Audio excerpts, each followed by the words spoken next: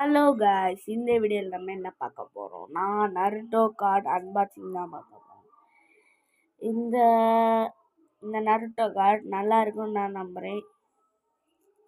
First நம்ம intro start பண்ணிடலாம்.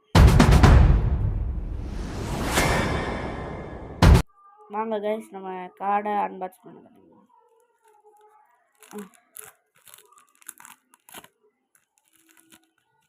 இது எனக்கு தேவைப்படாது.